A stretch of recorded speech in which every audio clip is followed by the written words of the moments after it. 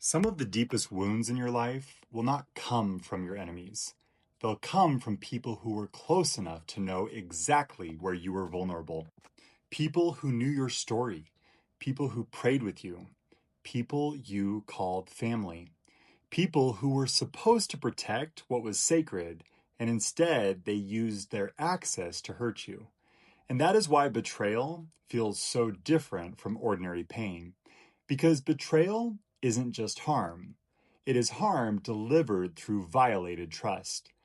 It is the person who was supposed to tell the truth actually lying. The person who was supposed to protect you exposing you. The person who was supposed to hold your vulnerability with care using it as leverage. And then, because this person is family or a spouse, a friend, a church leader, somebody deeply woven into your life, you start minimizing it.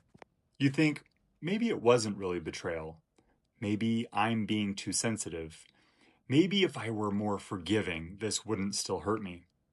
Maybe the problem is that I can't let it go.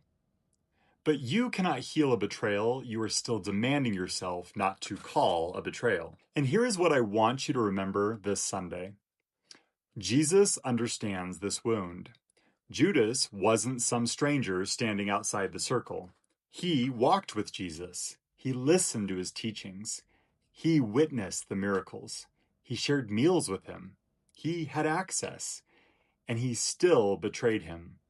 So when betrayal comes from somebody who worshiped with you, grew up with you, parented you, married you, or claimed to love you, Christ does not look at your pain from a distance. He has stood in that exact place. But there is something else Jesus shows us that Christians sometimes miss. Jesus loved people without remaining naive about them. He was merciful, but he was discerning. He was tender, but he saw people clearly. He did not confuse loving someone with giving them unlimited access. And neither should we. Trust is not restored because somebody commands you to forgive. Trust is restored through fruit, through accountability, through humility, through truthfulness, through consistent changed behavior over time. An apology may begin a conversation, but an apology alone does not rebuild safety. And until there is fruit, caution is not cruelty. Distance is not hatred, and smaller circle is not revenge. Sometimes it is simply honesty.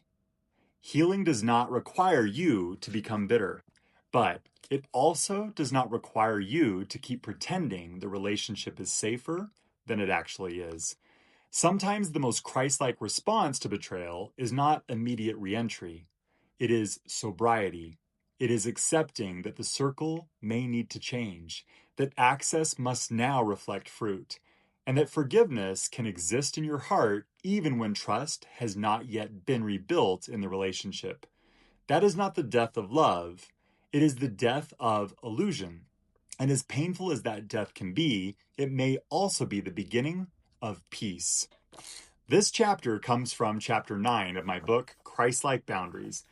And if you'd like to read the first chapter for free, comment boundaries down below, and I'll be sure to send it to you.